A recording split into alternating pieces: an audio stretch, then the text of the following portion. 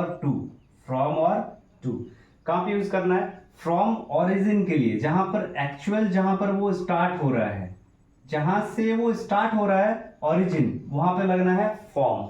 और टू मतलब उसका फाइनल डेस्टिनेशन, वहां से वो कहाँ जा रहा है, फाइनल डेस्टिनेशन कहाँ है, वहां पे लग जाता है टू। जैसे हम घर से स्कूल जा रहे हैं, मेरा फ्रॉम होम, फ्रॉम होम मेरा ओरिजिन कहाँ है? घर से। कहाँ जाना है? स्कूल। मेरा डेस्टिनेशन कहाँ है? स्कूल जाना है, तो टू स्कूल हो जाएगा। Hello my dear viewers and dear subscribers and all the people who are watching this video, and if any new users who is watching this video, so good morning to all, and I hope आप लोग बहुत अच्छे तरीके से हो और अपने बहुत अच्छे से स्टडी कर रहे हो। ठीक है, study is most important now it is, और इसलिए मैं जो है इंग्लिश की जो इम्पोर्टेंस का एक लेक्चर वीडियो है कि इम्पोर्टेंट हमारे लाइफ में इंग्लिश कितना है, इन सारी चीज़ों को मैंने बहुत अच्छे तरीके से बताया है। You can watch all the video. ठीक है, आज जो टॉपिक मैं स्टार्ट करने वाला हूँ वो प्रीपोजिशन का ही एक पार्ट है। प्रीपोजिशन का मैंने 2 वीडियो बनाया, पार्ट 1 और पार्ट 2। ठीक है, और आज जो है एक थोड़ा सा बाकी है, पार्ट 3 जो है प्रीपोजिशन का ही रहेगा, वो कंप्लीट हो जाएगा। ठीक है, तो वीडियो को लास्ट तक देखो। और जो ग्रामेटिकल के लिए और स्पोकन के लिए जो मैंने 8 टॉपिक बताया था, उस टॉपिक को भी आज हम लोग देखेंगे कि कितने टॉपिक हम लोग को और करना है और कितना हम लोग कर चुके हैं। ठीक है, चलो वीडियो को स्टार्ट करते हैं। So let's watch the video till the last.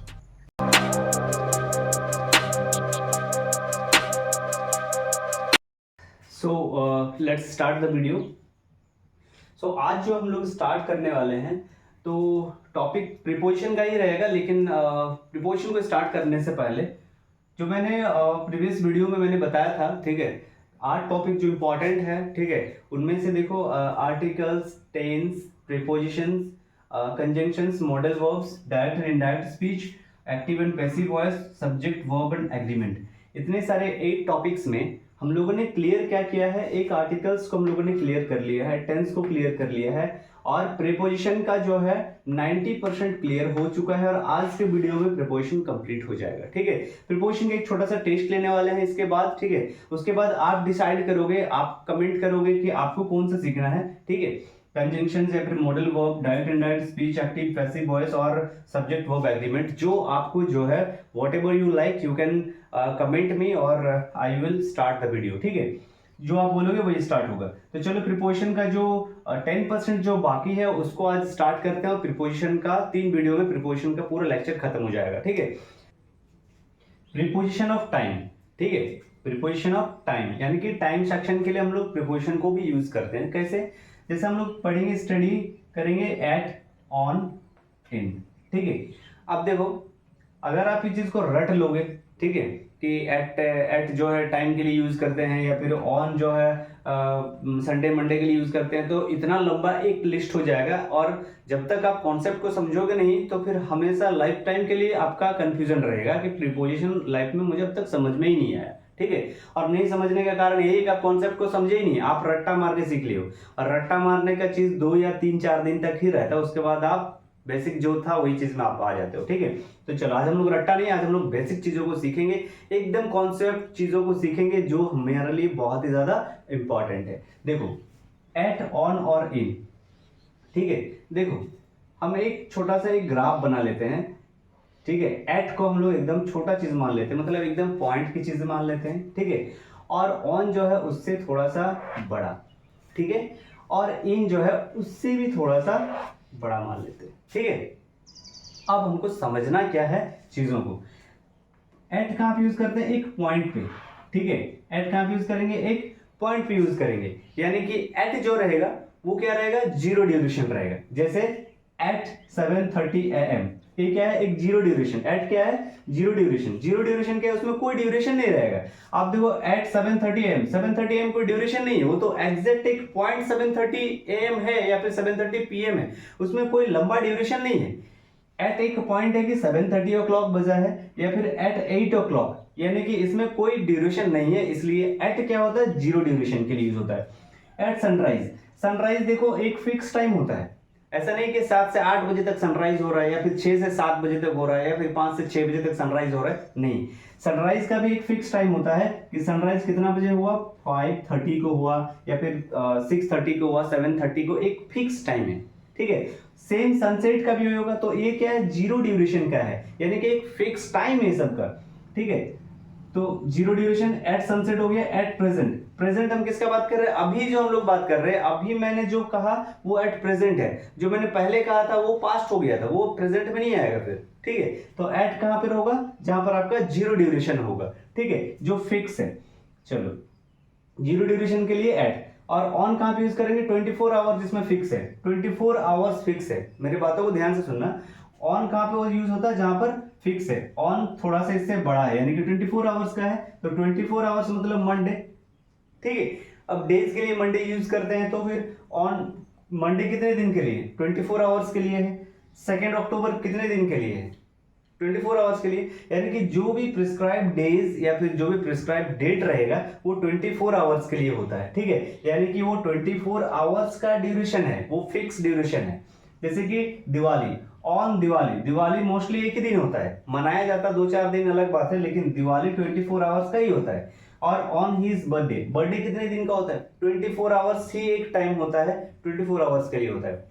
तो एट कहां पे यूज करते हैं, जहां पर जीरो ड्यूरेशन फिक्स होता है, ठीक है, और कोई ड्यूरेशन नहीं होता है एट में। ऑन में ड्यूरेशन होता है 24 आवर्स का, 24 घंटे के लिए कोई भी अगर यूज करना होता है तो उसके लिए क्या लगाते हैं, ऑन, ठीक है। ये चीजों को, बेसिक चीजों को समझ लेना, इसके बाद एक्सरसाइज करेंगे तो आपको और ये चीज डीप समझ में आ जाएगा। देखो इन, अब इन सबसे बड़ा है, क्या है, इन में ड्यूरेशन होता है, ड्यूरेशन जैसे कि इन 3 मिनट, 3 मिनट का एक ड्यूरेशन है, ठीक है। 5 मिनट का एक गेम है, मतलब 5 मिनट का एक ड्यूरेशन है, ठीक है। जैसे हम लोग फुटबॉल खेलते हैं, 90 मिनट का एक ड्यूरेशन है, ठीक है। तो जो भी गेम हम लोग खेलते हैं, बास्केटबॉल खेलते हैं, 40 मिनट का क्या है, ड्यूरेशन है, ठीक है। तो इस तरह का जो ड्यूरेशन रहेगा, जैसे कि इन 24 आवर्स, 24 आवर्स मतलब एक 24 आवर्स का ड्यूरेशन है, ठीक है। अब 10 डेज, 10 डेज का एक ड्यूरेशन है कि विद इन 10 डेज में आप हमें जो है हेल्प करो, या फिर विद इन 10 डेज में you need to return my money, जो भी है 24 आवर्स, 10 डेज, या फिर 2 वीक्स, दो हफ्ते का क्या है, ये सब ड्यूरेशन है। तो जहां पर जो है जीरो ड्यूरेशन रहेगा, एक फिक्स टाइम रहेगा, वहां पे क्या यूज करना है, एट यूज करना है। जहां पे 24 आवर्स का फिक्स टाइम रहेगा उसके लिए ऑन यूज करना है, और जहां पर ड्यूरेशन रहेगा, कुछ ना कुछ ड्यूरेशन रहता है, उसके लिए क्या यूज करना है, इन यूज करना है, ठीक है। तो ये था बेसिक चीज। अब हम लोग थोड़ा सा एक्सरसाइज कर लेते हैं, थोड़ा सा फिल इन द ब्लैंक्स कर लेते हैं कि आपको कितना समझ में आया एट, ऑन और इन, ठीक है। चलो, so my dear students, now tell me which preposition we have to use in the given boxes, ठीक है। देखो क्या भरना होगा, at, on और in। I will complete my work dash 2 days, ठीक है। I will complete my work dash 9 PM, और I will complete my work dash Monday, ठीक है। तो प्रीपोजिशन ऑफ टाइम में आपको टाइम का कॉन्सेप्ट को समझना होगा कि किस तरह के टाइम को बताया जा रहा है, वो एक लंबा ड्यूरेशन है, या फिर वो फिक्स टाइम है, या फिर वो 24 आवर्स का टाइम है, ठीक है। इन चीजों को अगर आप समझ जाओगे तो एट, ऑन और इन के लिए आपको कभी भी सोचना नहीं पड़ेगा, और आप क्वेश्चंस देखते ही उसको जो है क्लियर सही करके आओगे, ठीक है। चलो, I will complete my walk dash 2 days, देखो यहाँ पे एक टाइम ड्यूरेशन दिया हुआ है ना, तो 2 डेज क्या है, एक ड्यूरेशन है। तो ड्यूरेशन के लिए मैंने क्या बताया, एक लंबा ड्यूरेशन है, इन ड्यूरेशन के लिए क्या लगाते हैं, इन लगाते हैं, ठीक है। तो यहाँ पर क्या हो जाएगा, इन, क्यों, क्योंकि एक ड्यूरेशन है। चलो नेक्स्ट देखते हैं, I will complete my work dash 9 PM, I will complete my work dash 9 PM। 9 PM में क्या है, 9 PM में क्या है, एक जीरो ड्यूरेशन है, जीरो ड्यूरेशन है ना, एक फिक्स टाइम है, फिक्स है ना। तो जीरो ड्यूरेशन का जो रहेगा 9 PM एक जीरो ड्यूरेशन है, तो जीरो ड्यूरेशन के मैंने क्या बताया, एट लगाना है, यहाँ पर क्या हो जाएगा, एट। समझ में आया, got it. I will complete my walk dash Monday, I will complete my walk dash Monday. अब मंडे क्या है, मंडे एक टाइम है, कैसा टाइम है, 24 आवर्स का टाइम। तो 24 आवर्स के लिए क्या लगाते हैं, ऑन लगाते हैं। मंडे तो 24 आवर्स के लिए, इसके लिए क्या लगाएंगे, ऑन लगाएंगे। तो इस तरह से अगर आप चीजों को, प्रीपोजिशन ऑफ टाइम को समझ जाते हो, तो ये जो छोटा छोटा चीज है ना, इन सब चीजों में तो मिस्टेक कभी नहीं होगा, ठीक है। तो चलो आगे हम लोग लिखते हैं, और इसकी कुछ एक्सरसाइज मैं आपको देने वाला हूं, ठीक है। उसको आप बनाओगे घर में तो आपको और अच्छे से समझ में आ जाएगा, ठीक है। upon and onto, now we will learn upon and onto। where do we use upon and onto? तो the tiger jumped dash the baby elephant, tiger ने बेबी एलिफेंट पे जंप किया, यानी कि कूदा, इंटेंशन उसका किल करना था। The tiger jump dash the head of the baby elephant, tiger ने जंप किया कहाँ पे, बेबी एलिफेंट के हेड पे जंप किया। ठीक है, तो सेंटेंस का डीप सेंस पे हम लोग जाते हैं, सेंटेंस का मीनिंग के डीप पे जाते हैं, और हमें अगर समझ में आ जाता है कि हाँ भाई कि कहाँ पे जंप किया है, कहाँ पे उसको इंजर्ड हुआ, अगर ये चीज़ आपको पता चला तो फिर आपका अपॉन, अगर आपको क्लियर पता चल रहा है तो इनटू, अगर नहीं पता चल रहा है तो अपॉन। चलो देखते हैं। The tiger jump dash the baby elephant, jump तो किया किस पर, बेबी एलिफेंट पे। कहाँ पे किया पता है, नहीं पता, वो लेग पे किया या फिर उनका हेड पे किया या फिर उनकी बॉडी में किया, ठीक है, या फिर उनके टेल पे किया, कहाँ पे किया आपको पता है क्या, आप फिर आंख में मारा, कहाँ पर, कुछ भी नहीं पता है, you don't know anything about the matter, कुछ नहीं पता है, तो आपको क्या लगाना है, अपॉन यूज करना है। ठीक है, यहाँ पे लग जाएगा अपॉन। ठीक है, और the tiger jump dash the head of the baby elephant, यहाँ पे टाइगर ने जंप किया बेबी एलिफेंट के कहाँ पे, हेड पे जंप किया, यानी कि आपको यहाँ पर क्लियर पता चल रहा है कि बेबी एलिफेंट के हेड पे टाइगर ने जंप किया, तो यहाँ पर सिंपल है, क्या लग जाएगा, ऑन टू लग जाएगा। समझ में आया? तो इस तरह के कॉन्सेप्ट को अगर हम लोग समझ जाते हैं तो आप बताओ कि कभी भी आप मिस्टेक करोगे क्या, नहीं करोगे ना। तो कोई भी वीडियोस अगर अपलोड होता है उसको कॉन्स्टेंटली देखो। ठीक है, आप किसी भी सेक्टर में हो, अगर आप एजुकेशन क्षेत्र में हो, एजुकेशन आप फील्ड में हो, ठीक है, तो आप जो है वीडियो कहीं से भी देख रहे हो तो उसको कॉन्स्टेंटली देखो, एक बार सीख जाओगे तो समाज में पूजे जाओगे, नॉलेज को पूजा जाता है, इंसान को नहीं। ठीक है, चलो, थ्रू और अक्रॉस, तो थ्रो कहाँ पे यूज करना है, अक्रॉस कहाँ पे यूज करना है, थ्रो 3D के लिए और अक्रॉस 2D के लिए। देखो 2D मतलब होता है 2 डायमेंशनल, जिसमें लेंथ और ब्रेथ रहता है, ठीक है, और 3D क्या है, उसमें लेंथ भी रहेगा, हाइट भी रहेगा, ब्रेथ भी रहेगा, सारी चीजें, डेप्थ सेंस रहेगा, सारी चीजें रहेगा 3D।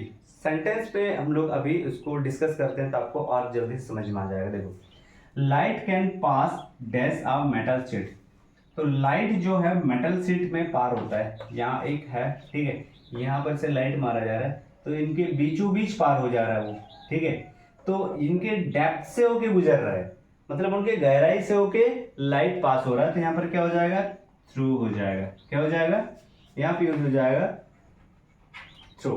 ठीक है, अब देखो, there is a shop dash the road, there is a shop dash the road, road एक है, यहाँ पे क्या रहेगा, थ्रू के क्रॉस, क्रॉस लगेगा। ठीक है, क्यों, क्योंकि वहां पे आपको सिर्फ लेंथ और ब्रेथ को ही जो है पार करना है, ठीक है, आर पार होना है, तो यहाँ पर क्या हो जाएगा, एक्रॉस हो जाएगा। यहाँ पर तो आपको रोड का पूरा गहराई से होके नहीं पार होना पड़ रहा है, अंदर से होकर, रोड के अंदर से होके बिल्कुल नहीं गुजरना पड़ रहा है क्या, बिल्कुल भी नहीं।